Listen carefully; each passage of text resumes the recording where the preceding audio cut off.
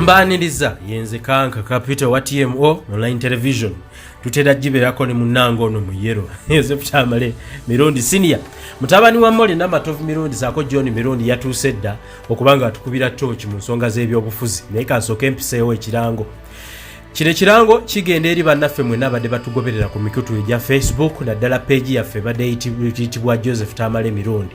Page ya Facebook eyo yahakingiddwa yayingiriddwa era page yetu tukyaginako kye bayita administration rights siffe baadimini baayo abaji hakinze basinzidde mu ggwanga lya California ate tukitegeddeko kati nti bagitunze mu ggwanga lya Philippine.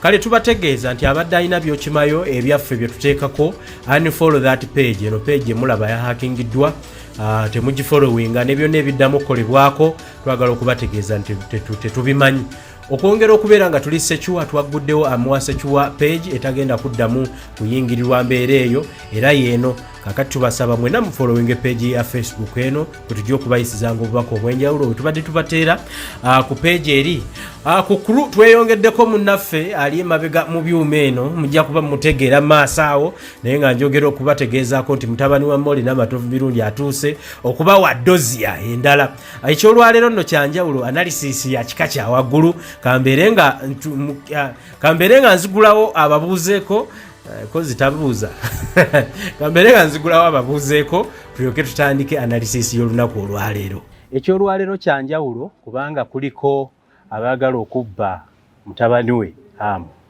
Oza akatambi kano ng'akyeteekateeka okubanga abawa kankaba playingire tugenda okukola arguments zino nga mumaze okuwulira obubbi n'obulyako obuli eri bannayuganda bafuddeyo okubanga beekolerera. Kale nno kampuleyinga akatambi kano mangu mutabani wa Mole n'amatovu Mirundi alyoka atandike program y'olwaleero. If you are looking at all the advantages, we have all of them. Let me tell you who's going to come around to fight for him. I don't see anyone. But Master, I'm also looking at the other factors. First and foremost, when we went to rally on the Nachivu, I don't know how many plots they are, and what the actual act is when it comes to the how do you tell? Is it sectioned there? It is a clause about being an antiquity and a national heritage. I think being a memorial center, it has to always exist. It has to always exist. But now the challenge is, okay, looking at the agreement, it seems it is going to have a very tough backlash on us, and then we may end up. I really don't know how to explain this. I really understand very well, but what I'm also trying to look at is, of course, I know your concern mainly comes to the fact that you hope that there is any rules. Nobody is going to make a rules. That is government. You get it? So you forwarded the war, forwarded the battle between this Muganda, this Uganda, and government. You get it? You have to play your cards behind the scene. You don't have to presently be at the... That is what actually I was telling him also. That looking at the dynamics of the entire situation and the scenario, we need to zero down to a certain aspect. Primarily, to make the battle between the government and the younger man. Now, when the younger man gets into the battle with the government, now the invisible hand comes and manipulates all the situations behind. Because my scare would be, if we don't have a strong hand holding, you try to clutch for a handhold and you cannot get it, that would be the major concern. That would worry me, actually.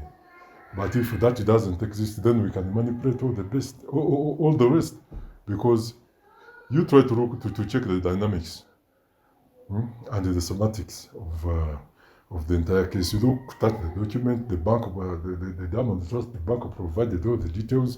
You're a qualified lawyer, and again, we can also take a toll at what Mwesigwa was trying to tell us. You look at what Mwesigwa was trying to give us. You know, professionally, as a government wing, you can see. I mean, as a government side, you can see how you can keep on maneuvering, and you come up with something very excellent. Now, as I was telling you, you know, I've been an attorney general, and I know what that means. And I know what it means to defend the government. Of course, you are not defending your family, and you are not defending anyone. So now, if Mr. Mwesigwa can do the needful on that part, you know, we are still suffering because there is a lot of ambiguity. We have not zeroed down on everything because there are so many volumes to read from and make a reference. So that is where we are perturbed. But I think we can overcome that. Yes, we really can overcome that. Council, you are very right. But we also need to zero this down. We are not going to keep it very wide. Actually, we are trying to discuss, but we are not hitting at any point.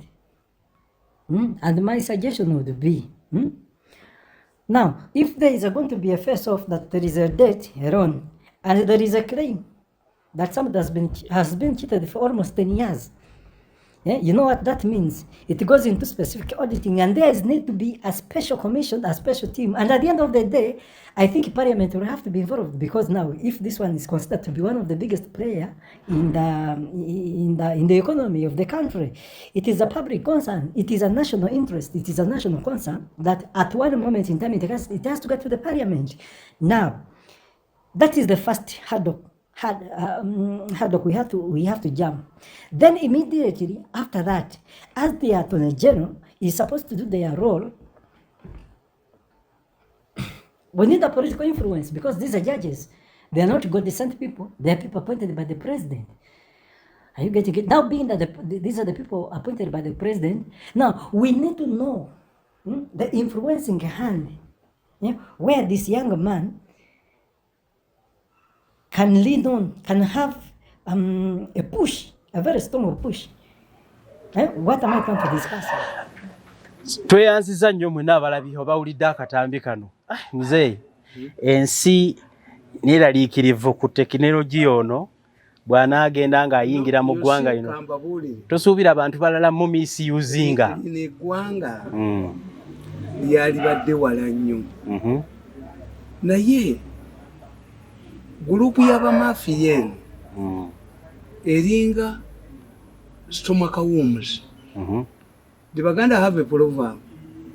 Tisibusiru bwanjoka. Zitannanyinizo nti munaalamirawa.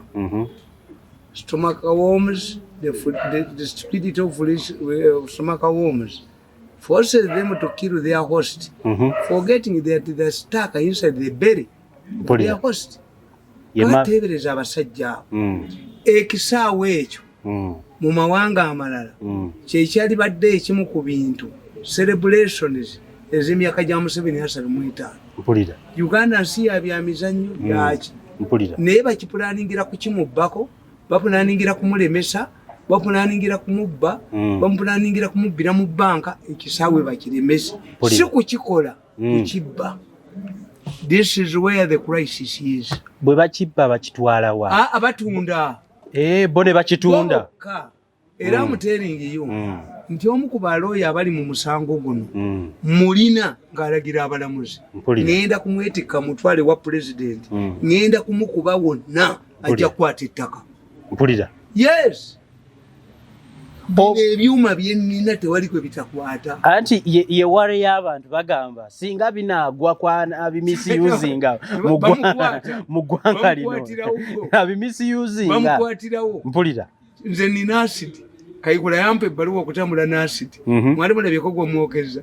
Eriwe ebbaluwa ekkiriza asidi? Yanzikiriza okutambula n'asidi. Mpulira. Inspector General Police. Kati yavaako lwaki tomuvaako? Ate bano sabiti yali agijjeewo. Kayula yavaako lwaki ebbaluwa togizaayo? Kubanga nuclear Russia eyina, America eyina, China eyina. Bagaana gano mawanga matono. Ate ani yakuwa certificate ku nyondo? Nze nuclear power enyondo ya family. Enyondo jo swinging kubeera ku kiwato. Ya family nina Kiwanuka. Kiwanuka akola ki? Kiwanuka ye mulalu yakuba laddu. Mpulira. Simbo ye ya nyondo. Mpulira. As a Muganda, I have that Kiwanuka. Kasho vyamba ku mafia omno mwasa lunaku lumu ne tumuyolawo nga aina wagize. Kamba buli economy. How the president has been manipulated to undermine the economy. Nti abasajja abo bategedde. Mpulira. Nga byonna bye bapulaninga. Nze ng'omuntu wa bulijjo. Because one guiding factor, the chairman wa fellowship gy'ayina, ekisaawe is an antiquity. Mpulira tekivaawo. Era akyogeddeko. An antiquity cannot change into something else. Kuba Mbabazi yaleeta abachina aboogera Oluganda ne bakola recommendation ne baga nti yo Namboole bamutunda. Omanyi nti mu bya COVID Namboole baali bagala mutunda. Lwaki? Anti Mukula ayinawo gundi, Kuteesa ayinawo bbaasi ze. They were sitting tenants. Namboole is sitting on a 2 square mile land. People don't know. Namboole baagala kubba kyapa tebamanyi nakirina. Mpulira. Uganda and Sia Sports. Mpulira. Naliwo wano mu 1983. We hosted Chakafa. Nga timu ezimu ziri Mbale. Timu ezimu nga ziri Bugembe. Timu endala nga ziri Nakivubo. Kacheka was going also to reach that level. Okubeera n'ebisaawo. Mpulira. Ne akibbuwa ekyo kyafa ssente baazibba. Buli kintu kyonna president kyakoze bakibbye. Kati ekyo ekisaawe ky'Nakivubo era omwana bamulemesezza. Twatunuulira ekisaawe nga kitandika ffe nga tumanyi ku supiidi kwe kigendedde mu mwaka gumu oba ebiri tunaaba tukoze eki. Mpulira. The problem beebo bamutute mu banka kuba mulemese babibbe mubibbe mulabe. Mpulira. Mubibbe. Kakati abantu abo ddala olowooza bakugambye tetuyinza kukkiriza muntu atali mwana waffe kugaggawala bw'atyo. Ffe abaffe bokka be balina okuba abagagga. You cannot make other people slaves. Balina monopole ku bugagga. Allies mmwe obola eyo group tesobola kukwata power wano. Group ya mafia ganga tesobola. Bannayuganda balina ssente, bannayuganda bali mu private sector. Anybody who wants to turn them into slaves bajja kumubadduke. You are isolated. Kakati gwe kyova olaba nti abasajja abo you don't know how they have been messing this country. We would have a very strong economy. Bakugamba omanyi babazanyira ku Museveni, abasajja babazanyira ku Museveni. Yetabalaba ennyanja omanyi ssente ennuuni zeegula ennuuni egula obukadde 5 emu baawamba ennyanja mmwe mwaleeta empuuta. Empuuta was brought by Obote. Nikondi mulezi gwe toleetanga ku mpuutawo nekitawe yali mwavu. Kitawe yali mu gavumenti tetusobola kuleeta mpuuta. Mpulira. Empuuta Obote yagireeta because we have fresh water. Empuuta nejja wano mu Uganda. Erinnya lye baasooka okugituuma Sabulenyi. Maama w'Obote bamuyitanga Sabulenyi. Yali mukazi munene. Era empuuta mu myaka gye we baagireetera egy'Obote egy'enkaaga ng'okwogera Sabulenyi bakusibirawo. Empuuta y'emyaka gy'enkaaga yali nnene. Kituufu. Nga tulaba abasajja abagisindika ku gaali nga nnene bweti. Mpulira. Kati empuuta omulenzi yagiwamba. Empuuta mu Uganda bokka mw'osanga terina nnuuni. Nze jo twabadde ezo zonna fe abavubi tubagamba muziwandiike. Buli kyanyanja ekitaliimu mpuuta nnuuni. Not the right document it n'akitutte time olukamu tujja kulaba omuvubuka oyo ng'asasula nga batunda ebibye kirupefu empuuta toyitaga nti gwe empuuta nti bagitwala oginako monopoly ennyanja gw'ataagireeta abo abavubi ne beekwasa mbu bad fishing obutimba ani abukola buyingira mu ggwanga bayinza okuba buyingiza irigale ebyennyanja ebitoba tebiriyo bayinza okuba babusimagolinga mu biw'amasomero mpulira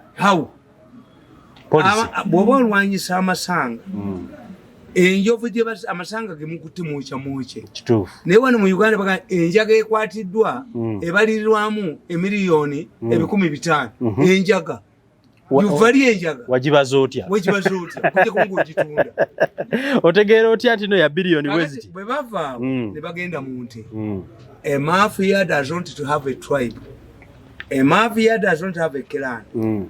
Mu nte ne baleeta mu Uganda tubadde ne gavumenti teweriyo gavumenti yali ebadde ne kalusu wa myaka 10 omulenzi y'omu yali mu nnyama omulenzi y'omu oba atutte abantu bamukoleko naye katumubuulire n'abamukozesa bategeere nti ffe tetumutya ate yo omuntu omu bamulageko twagala nnyo yaluwaligihimu intwe trap nti ennyama ogenda ogamba abantu nti ennyama y'ente abasajja abakinjaaki bagiteekako eddagala ly'abafu ereme kunyookako nswera eddagala ly'abafuddu simanyi eddagala ly'abafu baliwo abafu okale omusaayi guveemu oleme kuwunya you can even spend in months nga woli awo bagamba nti abaliteekamu tebaagala nswera ku bukya tekiriiyo why ennyama bw'ogikenunulamu omusaayi it does not weigh tezitowa oba otema kipapula a sensible person would do say nti ennyama eno bagiteekamu ekizibunukusa to weigh more. Okay. Yes. Nti abantu bagala okwanika bw'ogiteekamu biri ebiddagala ekenenuke omusaayi ereme kuwunya oluzinga nga businessman yedibi eriwa ennyama edibi eriwa omulenzi y'omu n'ennyama n'agirumba ne bakatokiipaazi bannammwe nabo ne mubalemesa kalantiini nti ne muziguteekera linga kalantiini nga mumuzigulayo kiro mpulira. So these people are not selective.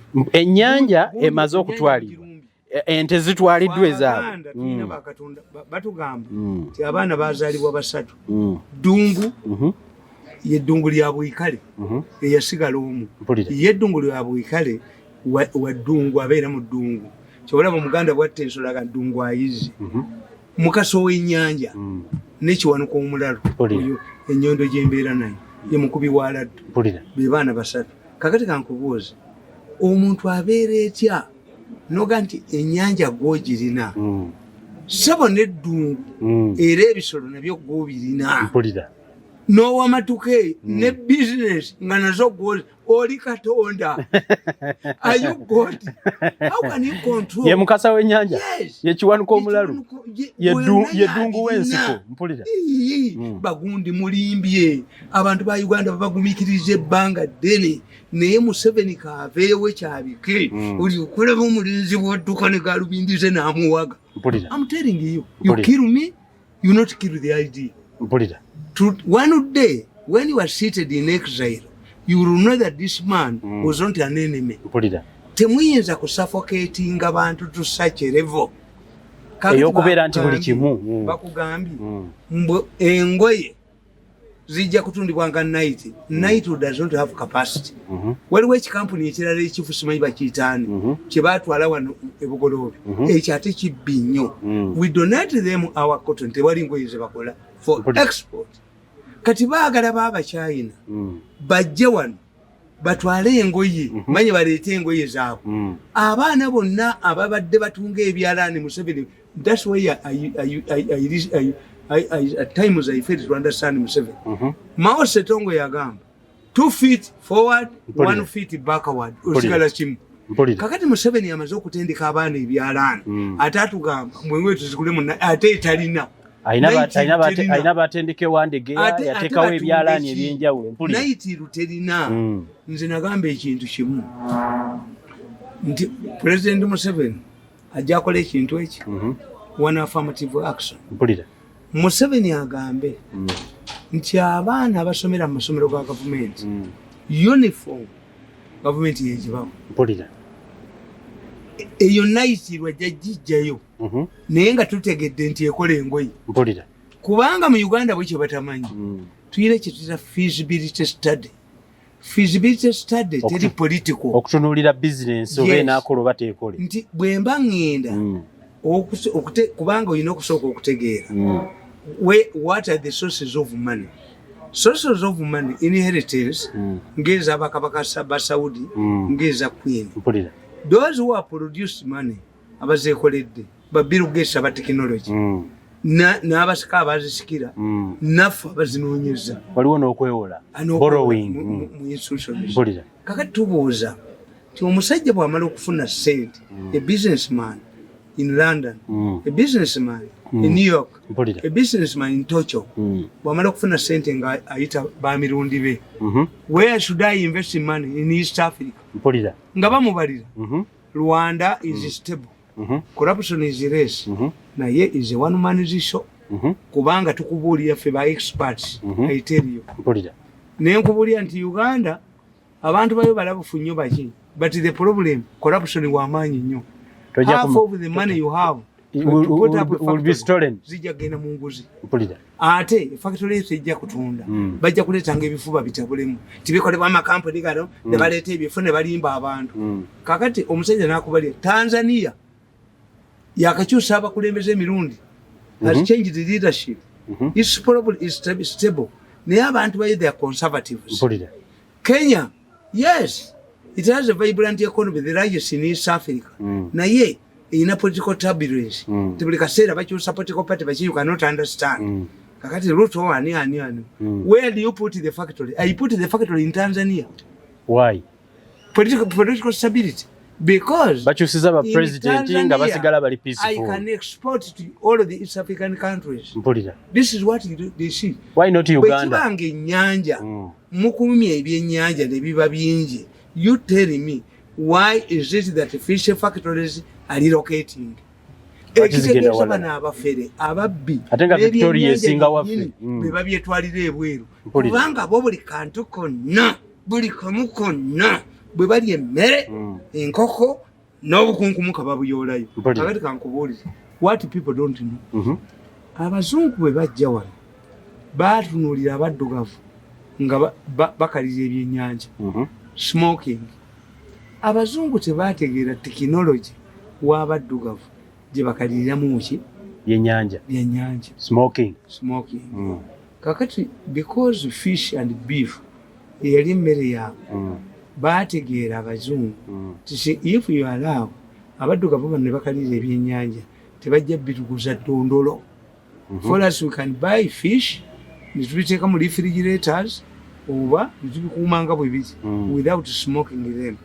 Kati ba agents baabwe abaali mu business ne babagamba in 1947 baaleeta etteeka erigana okukalirira ebyennyanja mu Uganda era bano baalikomezaawo. Etteeka lya 1987 erigana abaddugavu okukalirira ebyennyanja bano baalikomezaawo. Ababbi abafere abali ku nnyanja era babifunze. Do you know what it means? Simanyi. You don't have mpulidde kipya muzeeyi etteeka lyagala kudda tokkirizibwa kukalirira kyannyanja. Baalijje mu 1987 abantu banakaza batya ebyennyanja. Ebyennyanja by'ovubye oguze kampuni zaabwe eddondolo. Abasajja beerega eyo yonna gye bali mu kalantiini mwoli muddugulente mweno faladoni g'oyiwa ku nnyama mu byennyanja by'oyingiddemu you are creating casualties. Oyina b'oyavuwaza bwe bali kugumbamu obwala muganda wange mulenzi gwe bwe bali kufata ne bakunyweza ne banno kubagolooza twali tuli awo ne baleeta byonna ensi ebimanyi ne baleeta n'ogw'emmwanyi simane mmwanyi n'abadde alima emmwanyi. Naye muganda wange byonna ensi ebimanyi bwe bali kuvunja bwe bati nze mbabuulira nti abantu b'abantu tebayita basiru. Abantu b'abantu babala omuntu ne bagamba nti yo gavumenti ebulayo emyaka emeka We can tolerate this, but let us preserve this. Kati let's wait for Museveni. No smoking ebyennyanja bakuganya. Why? But the alternative, they are invoking 1947 rules. Because they want this movie. Was there an alternative not for smoking? Not to preserve fish, to sell it as it is. To them cheaply. Naye omuntu ali omu yali mu nnyama y'eddungu yali mu nnyanja ye Mukasa era yazze yafuuse kiwanuka ng'ani akukkiriza with this small economy who will allow you my friend who will allow you but mafia fellowship bwetuula eri mu Zoom lwaki mwekweka nga mumuyina amaanyi mu ggwanga lino akasajja nga nze ne mbateeka ku Zoom ne mugigula biliyoni 2 mutyaki you fear the public bajja kubavunjisa olaba abakazi abakadde bebayingiza helikopita zibaleke ku bugaali bw'abalema olaba abasajja abadduka nga balina obwato obuli ewasudiiru bududuma omwana akayole akavuge ono bamuyole ng'ayita emmotoka eriyitira ekabalagala ejja kuyita weegi musanga ebipiira why because you are provoking society kakati wulira naiti lwegamba nti abantu bano bonna abadde bagenda e China tebajja kugenda mu Naitiru ekola engoyi Naitiru terina capacity ekola ngoyi nakino ekyabafere negundi z'abalema masks I have the evidence and I'm writing a book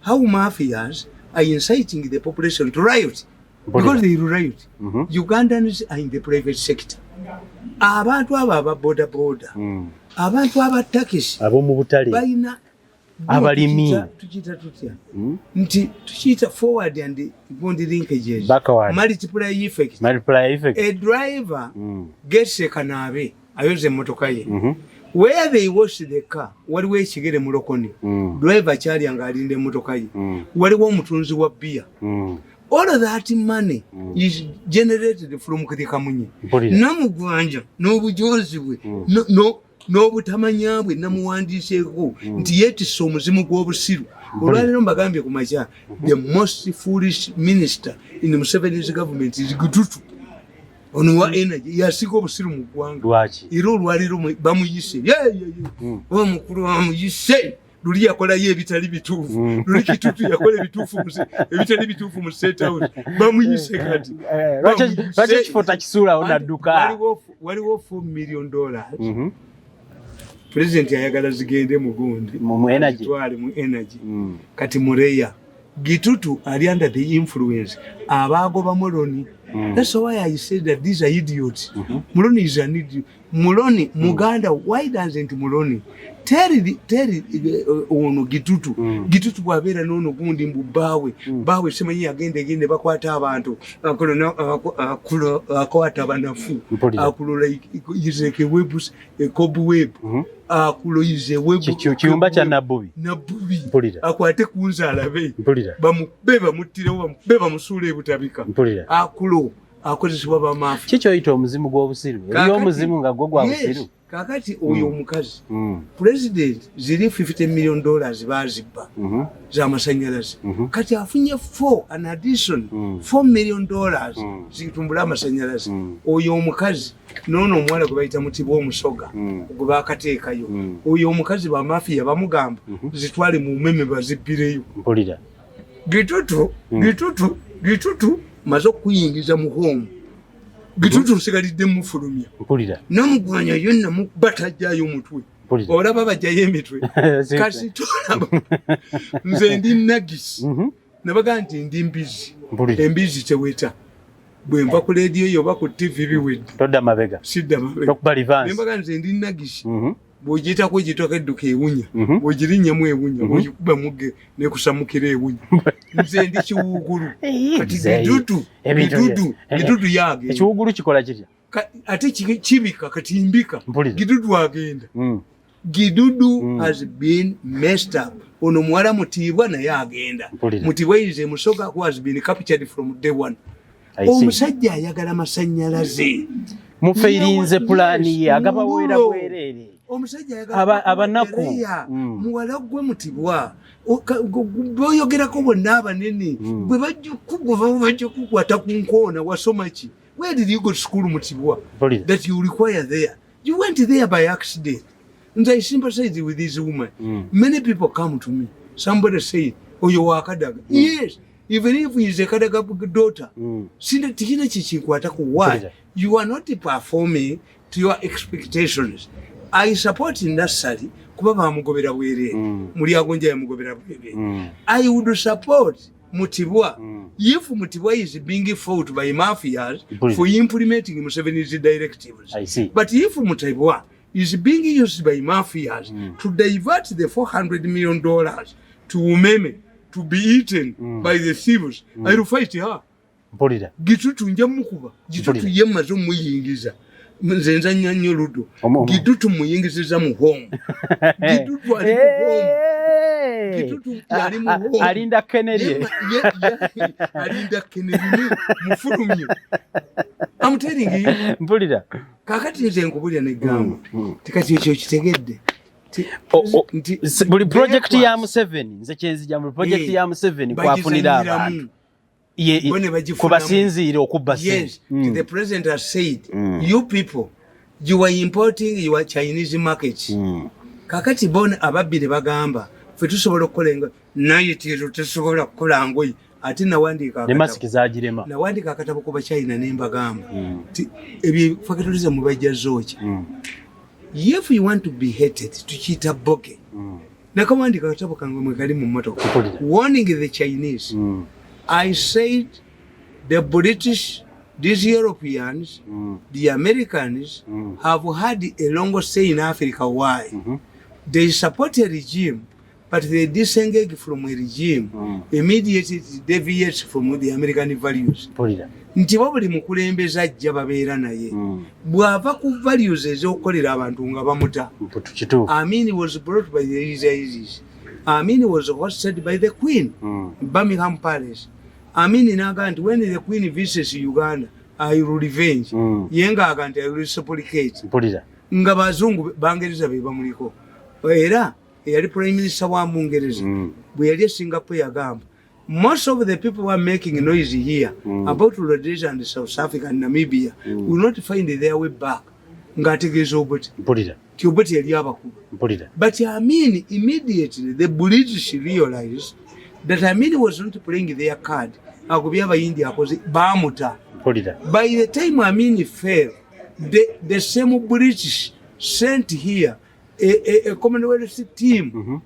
Olobachi they knew. Balala boberekeramu. Tebakulaga kaadi zaabwe zonna. Margaret Thatcher government we yajja nega give Middleton a chance.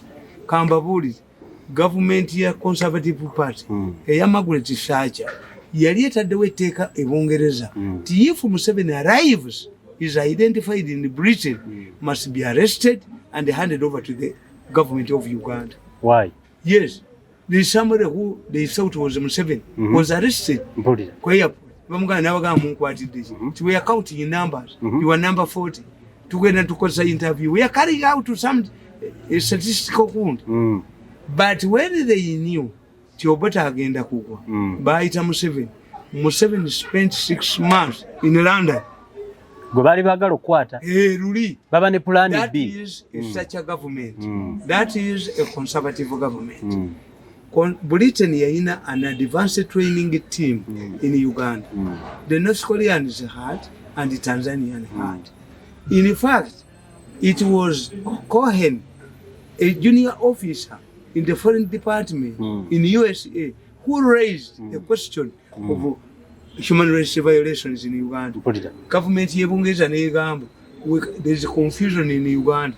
Abayekera bambala uniforms ezimu ngeza amaji. We cannot tell who is committing atrocities in Uganda. Kakati nkubuli ekigamba kiri kimu nti Abachina babakozesezza nnyo. Oli bw'abayagala okubba okuleeta ebintu ng'akola factory mu y'Abachina. Teri factory y'Abachina mu Uganda nga Museveni bamulambuza nti babikolera wano. Abachina babireetera biwedde okukola. Kati Abachina bagenda okukyayibwa wano nti the government ya Museveni bwerivaako the Chinese interest will be undermined. I see. The Chinese should emulate the way the Europeans who have been with Africa for hundreds of years are conducting themselves. But Chinese are the Chinese are businessmen. Ababbi bali wano. At the Chinese, it is not in the interest of the Chinese to be used by the mafias. I see. Abannayuganda bakyawa Abachina. Ti Omuchina bwajja wano n'alimba n'afuna abanene baakwata. They are factories. Chinese factories here. There is no Chinese factory here. These Chinese balina bwe bakolayo obutono naye ne baddira ebintu babijja waabo ne bajja wano ne batubba ne bagenda ne babiwa ne babiraga Museveni nti byakoledde wano. No, we have two things: a factory owned by the Chinese which is selling Chinese products ngejayo, a factory like an Indian factory ngereta gundi seeds nezikolamu oil siyafeera kuba tebamulima wano ezijja walala kati bano badda ne bagamba we have to protect the local factory. Tell your local factory, tell you one ekyokubiri, you cannot say starting with midnight amasuuti ge twambala g'amaanyi kankulage eno gundi eno type eno gyenyambadde eno gundi nze njekolera n'enkofiira ze olowooza wano mu Uganda osobola ozikolawo? Simanyi. Tebasobola ne bwozirya ziri expensive era ekyobola mbyambala bw'omu gwe ng'ozikola anti balowooza tuwe bw'ozikola ziriko Museveni yamuwadde ssente abawebyambala nzikka bwe nkugamba nti eno ya mitwalo 10 onaagigula ng'ate njigula lwaki wabeerawo ey'Omuchina mu kikuubo mpulira baleeta butisati bw'Abachina bwambwa mpulira kaka tulina okutegeera nti ekonomi ya Uganda erina okutambula n'ebintu bibiri. What have other countries done? India yali tekola mmotoka omusajja n'akwata kangali yaaka n'akajja mu Bulenge bugeze n'akatwala India ne batandika okukafulumya. Kati today India ina tata. When you go to India you see tatas of different types. Tate nungi nagana tuzirina ez'amagye ez'emmere ezaki. An Indian person can buy out of patriotism to buy a Tata vehicle for two reasons: it fits his demands or her demands and is durable. Exactly. Ekanikibwa. Mpulira. When you go to Italy you'll find Alitalia, the airline, you'll find the Fiat everywhere. Fiat has invested everywhere. Kubaga lyama wanga goga akola ekintu kimu. Get one company, invest in it. AC Milan, Gaddafi yayambako Fiat company. Nateka musente. Yaba Anatali family. Beba nenyini bondi. Njagala kutegera mzee kyekiremeseze ebyawano. Anti ebyawano. Mzee yakugamba nti ayambadde saati y'omunaiti lwaki mwe temuzambala. Bamukolera yemu. Eyiye yokka. Tujja kufulumya mutwalo. Tetujja kuleka masuti gaffe gatugula gundi. Tukagula Italy. Nti bano tubayambe no. Nabo bagagule Italy bagambe twagakozewa. Is buying Tata because Tata eri ku standard. A German is buying a Mercedes Benz. If you don't want to okuchawa Mercedes Benz, get a German. Tezikola taxi. Benz gizazo mu. When Mercedes Benz yamanyi nyo. Every country where you go, they have produced their best. But you cannot say nti tukkirize omuyindi atayina byakola wanaitiro nga ne masikize mulemi tudire kino ekikampuni ky'ababbi ekyo mu katabo kange mu ekiri mbateddewo ekikampuni ekyo ekyababbi ekiri wano egindi ebugolobi tekikolangako yadde okwexportinga engoye kyekikola kyokka kibijja Kenya. Is a Kenyan company owned here by mafias. Tetuyinza kukulira you cannot accept nti tudire ffe bannayuganda tudire engoye ezivudde Kenya tuzifule made in Uganda tuzitekeko akapande ate oyo omuyindi kitegeeza Amini lwaki yagoba abayindi. Amini yagoba abayindi waayi n'omulala ayinza okujja n'agoba abachina ne badduka abachina 2,000 badduse Kenya. Why? Anti-Chinism mu Angola luddawo abachina tebabaagala tukiyita boge nti when you come to East Africa the Indians suffer from this boge. Why? When you go to West Africa the Lebanese suffer from this boge. Why? The reason is simple. If a foreigner is used by the local mafia to take advantage of the population, to cheat business, the citizens, to remove business from the natives, bamutagetinga. In 1983 in Kenya, the Kenyan rioters raped Indian women and girls. They targeted the women. Njagala ku nsonga yemwe mu Uganda when Amin expelled the Indians it followed up in Rwanda. Majambere yali ayucha mipira yali akola mpira ku petrol station nagamba Habyarimana ati goba abayindi. The chasing of Indians in Africa, why was it done? Africans Amin yagamba tinagenda ku Constitution Square nasanga obayindi bokanga beboto omusana. So expelling them, why? Because they were living a higher life. We are seen as exploiters by the people. Gende emuyenga eri amayembe simanyi lwaki amayembe mu byalo buli kubaga nti alina amayembe is better lives a better life by the people.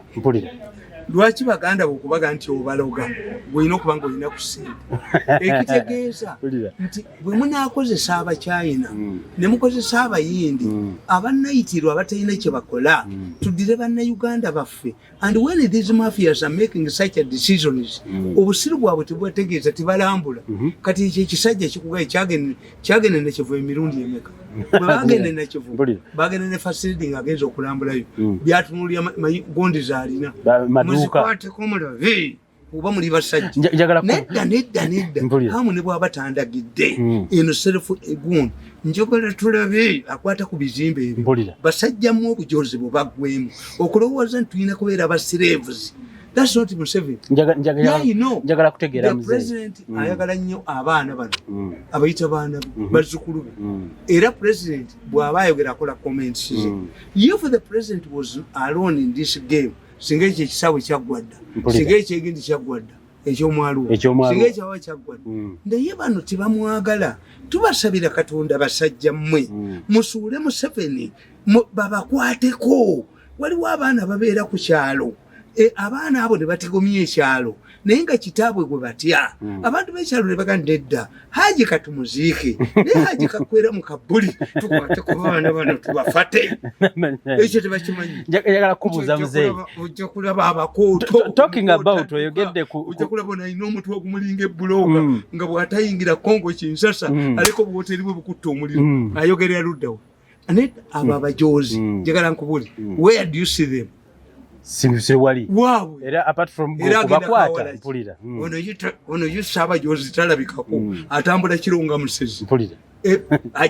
Bwawulira yo sente zifulumye mu campaign najja nazibwama natekawo ekikampuni kye kiri bogus naziyolayo kuluno n'abajjawo kuluno tetujja kubakolera. Njagala okusinzira ku question ya wange n'okampa bwenti nenkati tetujja kukolera suula mbaaya kuluno alowooza nti ajja kunkozesa nti waliwo agenda okozesa omutwe gwange tajja kusobola obaka n'akasajja kabakubye timwakozesa document yako ne mujjayo 30 billion ne muzibbamu abagagga nga temukawaddeeko.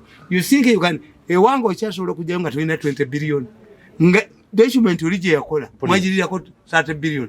Can you come to my house ndi mirundi njagala nkola ekino nga tulina biliyoni 2 ekyo temutusuubira ekyo mugende mufune bakifuufu naye fe abalina brain kuluno suula mbaaya tajja tukoze buli kaseera suula mbaaya akolawo ekibogas company nabbase yetakola yabeera mu nyumba ye ng'afuuwa mikka najja kuseera naafuuwa wayini naafuuwa emikka kuluno tagenda tulabayo. My friend, you are not going to see us. Talking about diplomacy njagala onnyonnyole nali yakunnyonnyola ku kye bayita diplomacy nalabye abantu ba European Union nga bagenze wa Bobi Wine nendaba abazungu balina emmotoka zaabwe bagenze kamokya mu ghetto ku people power. Gwe ngamanye ebintu bino ebya diplomacy. What does that mean to Uganda's politics? Nkugambye nti babazungu what they want. When somebody in Africa can attract support, you become an issue. The Bobby Wine is a leader of a party. The Bazungu are seeing crowds, exodus of people to Bobby Wine. They know abazungu bagezi nti buli muntu ategeera yenna kati ngaffe kwembase gye tuli. The bazungu have a file on me. Why? People ask, the bazungu will ask, say A will ask. I will not be surprised that Sai A, M16, all of these KGB, all of these institutions have a file on me. Why? They're asking, why is this man, who is not in the government, listened to by Ugandans? Followed by thousands of people, whether where or where. Nti, kakati abazungu bakugamba, this man asobola okufuga eggwanga. Why? Kubanga, what attracts the people to this young man is not in the government, is not a former army officer, is an ordinary musician. Era bajagenda ne wantu ewalala. Musician turned politician. Nti they are telling you, when you come to power, for European Union, what are your demands? Biki bye mulaba mu abali mu opposition to make this election sala. Boche bakole kimbagambi. Okay. Ona tujoga ono. Eno mafia ejoga abantu. Etadde Museveni mu card situation. Museveni needs people be assured. Tumukunda agenda okuba Museveni. Ekyabasuuza butamusavinga bulungi kati akomewo abali tebamusavinga bulungi. You think Museveni needs Kayihura. But can he call Kayihura omutima gwogwo goze. Ono omwana gwe mwasi bakitatta kubanga mwenda netumukunde baina investment nga neragaddi naye ayina mukama wayi na investment nemusiba kitata nemuonoona ebintu bi kakati mumaze okutegeera nti mukunde agenda nemuyita kitata wange mulinnyayo ewange mujjo mulinnyeyo nyamu different. Yo abaganda bagamba nti kiyini kibi kijjokerwa malima. You cannot. Kakati Museveni needs abantu ate beyakuba yetaga bannasali bantu yapusi be bakubye ntu yapusi akubye abantu bangi akasajja kana ka New Vision ne bukedde obufekete bwino okuva mawulire njagala kutegeera ebyabagobya government kalina okuvaamu obufekete buno bubiri kulubya nako kalina okuvaamu kakati Museveni needs kumbeera eno eriwonze nkubuli Museveni needs otafiire kakati otafiire tumu okuva mukazi wa kuteesa omugenzi yateeka emundu motafiire otafiire namuteekamu emundu nibali kuteesa talekanga otafiire kakati kyenkubulya kuteesa n'otafiire who is useful now who you need otafiire eri Museveni simanyi mwaba muliranye mwe mumanyi ringi otafiire simanyi you need mukwezi you need mukwezi as a pillar in Rukunga. How do you accommodate them with their previous failures? Has been humiliated by the mafia gang. You need me. Sisobola kolera wansi wa mukwoto sisobola oyo we mulabira lwembaawo wendabira sura mbaya mwali ngantema njakudda wange nebake kakati kitegeeza ki osobola kukolera wansi wani nzeka I can work for Museveni when I'm alone. When I'm not answering about anybody. When the sura mbaya budget yange inakubeera eweerezebwa mirundi sinti bwava mu byakola alipotinge wano sisobola mpulira siyinza kubaddamu sura mbaya ekiseera kyekituusa dduke. As we talk today, sura mbaya would have fled to South Africa oba Goma. Sura mbaya ajoza amawulire sura mbaya ajoze buli muntu. How are you going to defend the fact? Sura mbaya yali waliyo. Ogenda okudefendinga otya nti abaana baagaana okusoma kuba sente baazibba. Mpulira. Sente za Max baazibba, radio baazibba, in fact ne TV. Museveni tayinza kukola scientific elections. Scientific elections radio anazijjawo. TV anazijjawo. Sente baazibba. Agenda kuzijjawo Museveni. Which means rallies zirina okubeerawo.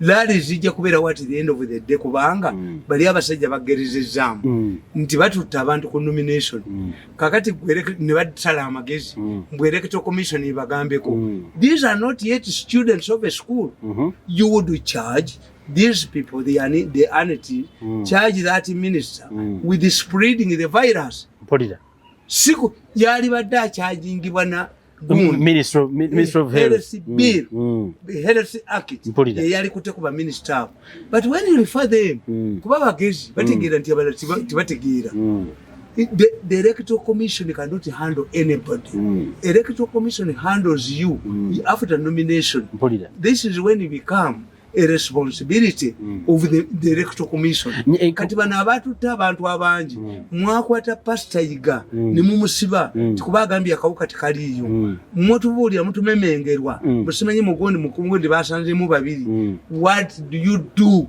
to these people abatwala ebivulu ekitegeeza if you don't abaziba balungi abaziba bakugamba obulenyaala ofune enswera nti if a man does not have an organ to urinate how can he marry a wife because if you don't have an organ to urinate then how could you marry a woman kakati if you have no importance to a marriage if the government cannot invoke